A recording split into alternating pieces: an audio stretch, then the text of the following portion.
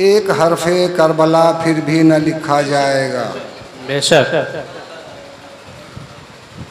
और बाबे जन्नत पर नमाजें दस्तकें देंगी मगर करबला से पूछ कर दरवाजा खोला जाएगा। बेशक। सुभान अल्लाह, माशाअल्लाह।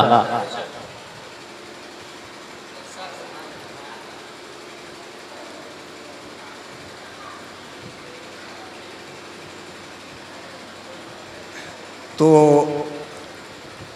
करबला का बयान वैसे 10 दिन का वक्त रहता है और 10 दिन में भी हम शायद आपके यहाँ 3 दिन हाजिर रह सकें।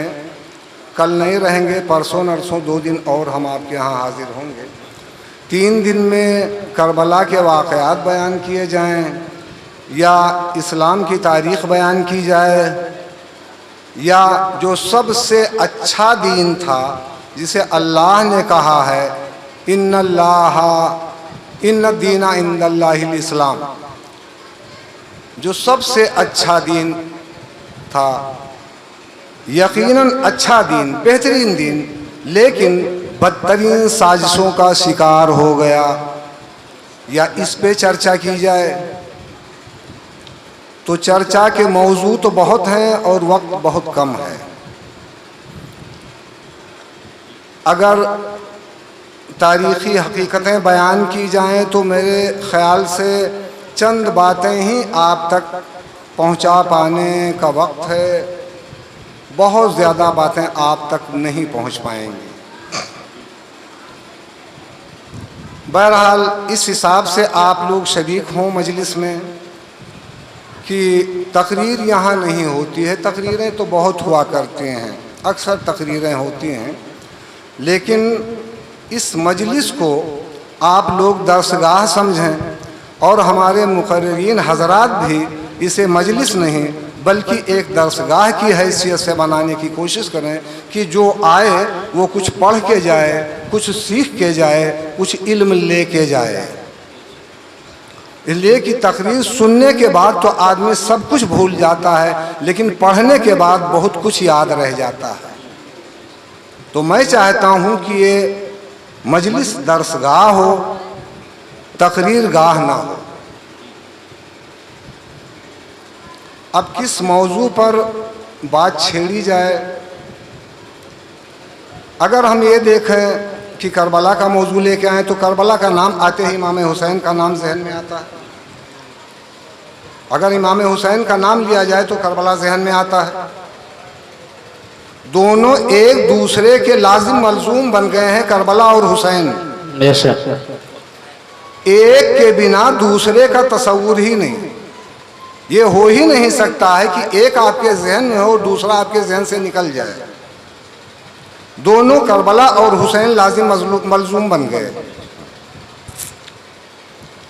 अब करबला में अगर आप देखें तो 10 तारीख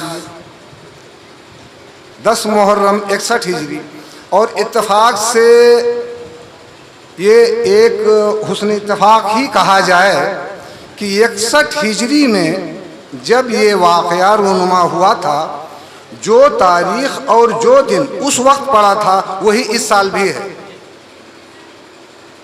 61 हिजरी में भी मुहर्रम की शुरुआत मुहर्रम के चांद की पहली तारीख बुध के दिन पड़ी थी, और आज भी मुहर्रम की पहली तारीख बुध के दिन पड़ी है।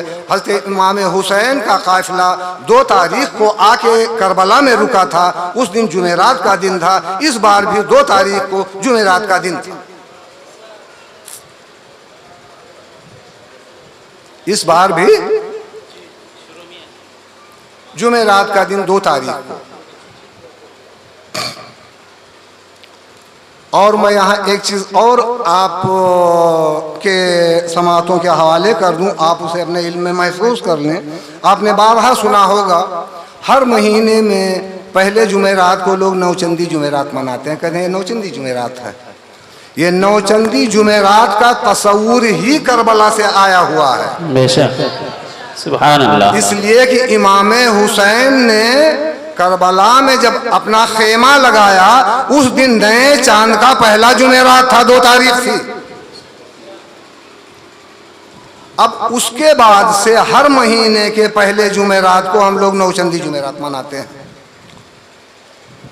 ये नौचंदी वहीं से आया हुआ है ना।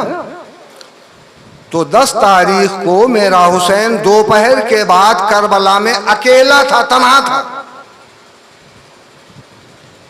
कोई नहीं था। सारे लोग आपके अहबाब, आपके दोस्त, आपके असहाब, आपके अकरबा, सारे लोग शहीद हो चुके थे। मेरा हुसैन अकेला था, तन्हा था।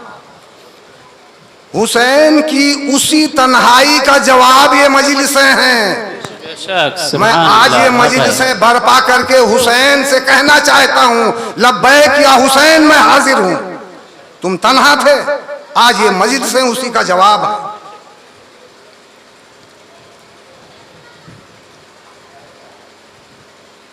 अगर इस्लाम की तारीख को आप देखें, हाँ एक चीज मैं और अर्ज कर दूं कि इमाम हुसैन का खेमा 2 तारीख से 10 तारीख तक 8 दिन, सिर्फ 8 रोज करबला में रहा। 8 रोज तक ये बस्ती वहां बसी रही। 8 रोज के बाद लोगों ने सोचा, दुश्मनों ने सोचा होगा कि ये बस्ती हमने उजाड़ दिया, उजड़ गई बस्ती। हमने देखा इस दुनिया में, हमने तारीखी मुताला किया, और जो लोग तारीख के तालिब इल्म होंगे उनको पता होगा, उनको मालूम होगा कि इस जमीन पर ना जाने कितनी बस्तियां बसी हैं और उजड़ गई हैं। बहुत सी बस्तियां बसी हैं। ऐसा नहीं है कि आज हम आप यहां बसे हुए हैं। इससे पहले ना जाने कितनी कौमें इस जमीन पर आबाद हुई हैं। अब उनका सही पता अगर आप पूछें तारीखी एतबार से तो नहीं मिल पाएगा, लेकिन आसारे कदीमा ने जब खुदाई किया, पुरातत्व विभाग ने जब खुदाई किया है, तो पाया हमारे यहाँ हिंदुस्तान में भारत और पाकिस्तान के बॉर्डर पर एक जगह है हड़प्पा। वहाँ जब खुदाई की गई तो हमारे इस मुल्क में बड़ी पुरानी तहजीब बरामद हुई, और यह पता चला कि कम से कम 3500 साल पहले यहाँ कोई बस्ती आबाद थी। वो बस्ती मिट गई, उसके आसार मिट गए। खुदाई के बाद उसके आसार बरामद हुए। लोगों ने अंदाजा लगाया कि कई सदियों तक ये बस्ती बसी रही होगी, लेकिन मिट गई, दुनिया से चली गई। अब इसके कोई कल्चर, इसका कोई तहजीब दुनिया में बाकी नहीं रहा। अंदाजा लगाते हैं मिस्र की तहजीब बहुत पुरानी तहजीब, लोगों ने अंदाजा लगाया कि आज से 4500 साल पहले मिस्र में कुछ बस्तियां बसी हुई थीं, लेकिन अब वो नहीं है। अब जो लोग हैं वो नए हैं। तो कुछ पुरानी तहजीबें ऐसी बरामद हुई हैं हमारे जमीन के अंदर से, जिनका पता चल रहा है। मिस्र की तहजीब है, हिंदुस्तान की तहजीब है, दजला फरात के किनारे खुदाई हुई, वहाँ भी एक तहजीब बरामद हुई, जिसको हम लोग मेसोपोटामिया की सभ्यता, जो लोग हिंदी पढ़े हैं उनको पता होगा, मेसोपोटामिया की सभ्यता, मेसोपोटामिया की तहजीब कहते हैं। वहाँ बस्तियाँ बसी थीं। एक क्रीट तहजीब भी है जो समंदर के किनारे, कैस्पियन सागर के किनारे बसा हुआ था, भूमध्य सागर के किनारे। खुदाई करने के बाद लोगों को पता चला कि 3000-4000 साल पहले बस्तियां बसी थीं। उनकी अच्छी तहजीब थी, खान पीन, रहन सहन, सारी चीज़ एक आकलन कर रहे हैं, अंदाज़ा कर रहे हैं। लेकिन उन बस्तियों की तहजीब का कहीं कोई पता अता आज नहीं है। जो बस्तियां कई सदियों तक बसी रहीं, आज ना उनकी तहजीब है, ना उनका कल्चर है, ना उनकी सभ्यताएं दुनिया में हैं, उनके बारे में कुछ पता ही नहीं, सिर्फ अंदाजा लगाया जा रहा है। कुर्बान जाइए कि वो बस्ती जो 1400 साल पहले 8 दिन के लिए बसी थी, उसकी तहजीब आज भी जिंदा है। बेशक, सुभान अल्लाह। उसका कल्चर आज भी जिंदा है, और ये हमेशा जिंदा रहे। लोगों ने सोचा था इस तहजीब को मैंने मिटा दिया, लेकिन वो तहजीब मिटी नहीं है, और फल फूल रही है और बढ़ रही है। ये है हमारे अहले बैत की तहजीब, जिसे लोगों ने समझा मिटा दिया, लेकिन मिटा कहाँ, वो तो और बढ़ता ही जा रहा है। सही मानों में अगर देखा जाए तो तहजीब मिटी तो यजीदियत की तहजीब मिटी है। बेशक अहले बैत की तहजीब नहीं मिटी है। हालांकि आज भी लोग मिटाने की कोशिश में लगे हैं, मेहनतें आज भी जारी हैं। आज भी लोग कह रहे हैं कि ये शिर्क है, ये बिदात है, ये गुमराही है, ऐसा ना करो, वैसा ना करो। ज़्यादातर तो लोग अब ये कहने लगे, यार भाई इमाम हुसैन की याद मनाते हो, इस महीने में तो शादियां भी करनी चाहिए, शादी करने में कोई हर्ज नहीं है, आप शादियां कीजिए, गम क्यों मनाते हो? मतलब गम हम मनाते हैं, तकलीफ उनको होती है ना? रोते हम हैं, आंखें उनकी दुख रही हैं। ये उनको हमदर्दी नहीं है हमसे। ऐसी हमदर्दी हमने देखा है कुरान में। हज़रत याकूब भी जब रोने जाते थे, हज़रत याकूब खाना वाना खा के अपने घर से आराम से बस्ती के बाहर जाके एक रास्ते पर पेड़ लगा हुआ था, उस पेड़ के नीचे बैठ के रोते थे। क्यों रोते थे ये सबको मालूम है। वह उनका बेटा गायब हो गया था, हज़रत यूसुफ, उनका बेटा उनके हाथ से चला गया। वो रोते थे, बहुत दिन तक के रोते रहे। जब बहुत दिन तक रोते रहे तो उनके बेटे लोग भी गए थे उनसे कहने के लिए कि अब्बा जान अब मत रोइए, सब्र कीजिए, घर चलिए, अब रोना धोना बंद करो, बहुत हो गया, अब मत रोइए, अब सब्र कीजिए। क्यों रो रहे थे? रो इसलिए रहे थे रास्ते पर बैठ के कि जब कोई काफिला गुजरेगा, कोई लोग गुजरेंगे, हमें रोता हुआ देखेंगे तो कम से कम हमारे रोने का सबब पूछेंगे। उनके अंदर एक तजस्सुस पैदा होगी कि ये आदमी आखिर गमगीन क्यों है, ये रो क्यों रहा है, ये गम क्यों मना रहा है। जब लोग पूछेंगे तो ऐसा हो सकता है कि मुजरिमों का चेहरा बेनकाब हो जाए। तो मुजरिम अपने आप को छुपाने के लिए समझाने आए थे कि अब्बा रोइए मत, सब्र कीजिए। आज भी हमें समझाया जा रहा है कि गम न मनाओ, गम मनाना ठीक नहीं है। कहीं अपने मुजरिमाना चेहरे को छिपाने की कोशिश में तो नहीं लगे हैं ये लोग। ऐसा यही बात है कि कहीं लोग इस तजस्सुस में न पड़ जाएं कि असली कातिल है कौन, यजीदी है कौन, कहीं यजीदियों का पता न लग जाए, इसलिए गम न मनाओ, हुसैन की यादें न मनाओ। हुसैन की याद मनाओगे तो हो सकता है कहीं कभी तलाश करते करते तुम हम तक न पहुंच जाओ। लेकिन आदमी पहुंचेगा, ऐसा नहीं है। मुजरिम कभी छुप नहीं सकता है।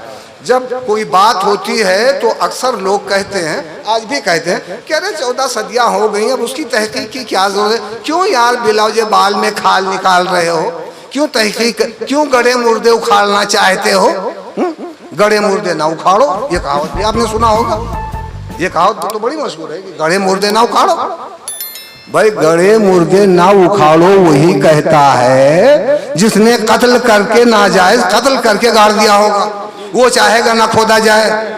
लेकिन जिसके घर का गड़ा होगा, अगर मजलूम तुमने दबा दिया है किसी को, वो तो चाहेगा खोदा जाए, पोस्टमार्टम हो और क्लियर हो, सच्चाई है क्या। तो जो कहता है गड़े मुर्दे ना उखाड़ो, कब्रें ना खोदो, सही ये है कि उसने अपने जुर्म को छुपा रखा है। वो नहीं चाहता है कि मुर्दे उखाड़े जाएं, और मैं उस मुर्दे को खोद के पोस्टमार्टम करना चाहता हूँ, यानी मैं हकीकत तक पहुँचना चाहता हूँ। क्यों ना तहकीक की जाए भाई? तहकीक से क्यों रोका जा रहा है? कुरान तो बार बार कह रहा है कि आप तफक्कुर कीजिए, तदब्बुर कीजिए, तहकीक कीजिए, गौर फिक्र कीजिए, और हमसे कहा जा रहा है नहीं तहकीक ना करो, बहुत गहराई में जाने की ज़रूरत नहीं है, बहुत तहकीक ना कीजिए। अरे भाई क्यों ना, कुरान तो कह रहा है तहकीक करो, कुरान कह रहा है गौर फिक्र करो। मौलवी साहब कह रहे नहीं, बहुत गहराई से मत सोचना भाई, हाँ दीन हाथ से चला जाएगा। ये कौन सा दीन है भाई तुम्हारा? कुरान कह रहा है गौर फिक्र करो। कुरान में आयतें भरी पड़ी हैं, कुरान में आयतें भरी पड़ी हैं, तफक्करून, तदब्बरून, यतदब्बरून, ला याकिलून, याकिलून, ताकिलून, ये सब क्या है? आप पढ़िए। मतलब ताकुल क्यों नहीं करते, तामुल क्यों नहीं करते, तफक्कुर क्यों नहीं करते, तदब्बुर क्यों नहीं करते? तो कुरान तो हमें दावत फिक्र दे रहा है, और मौलवी साहब कह रहे नहीं ज्यादा गहराई से मत सोचना। गहराई से सोचने के बाद कहीं इनका चेहरा न बेनकाब हो जाए, इसीलिए हमारे सोचने पे पाबंदी है। हमें आज तक इस बात के लिए ताज्जुब है कि उस वक्त से लेके आज तक हमारे उलमा हजरात यजीद को काफिर ना कह पाए बेचारे। बड़ी रियायत कर रहे हैं, बड़ी रियायत कर रहे हैं।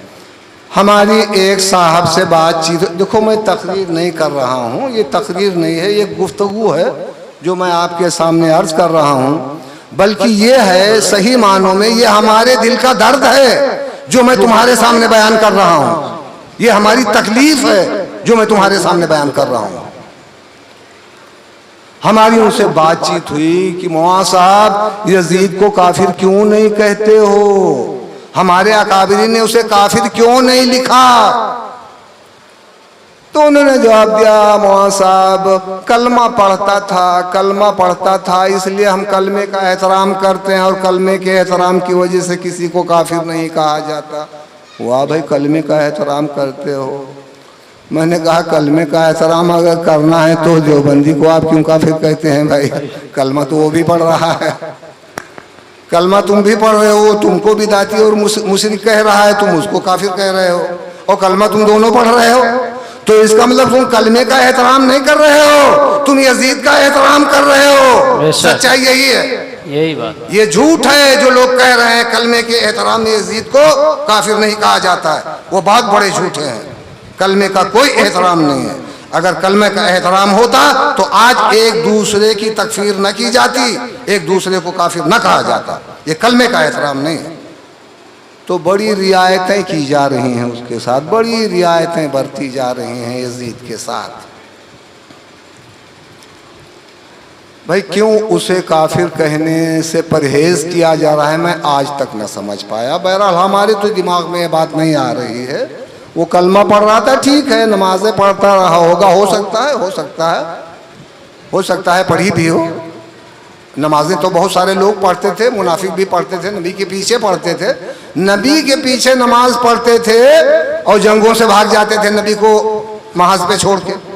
नबी के पीछे नमाज पढ़ते थे, नमाज की हालत में, क़याम की हालत में छोड़ के भाग जाते थे। तो क्या मालूम नमाजी कैसा रहा हो, ये तो मैं नहीं जानता।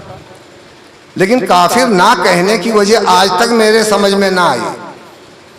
हज़रत अब्दुल अजीज़ मुहद्दिस देहलवी ने अपनी एक किताब में सिर्रु शहादतैन, उस किताब का नाम है, उन्होंने इसमें हज़रत इमाम हुसैन की शहादत का फ़लसफ़ा बयान किया है।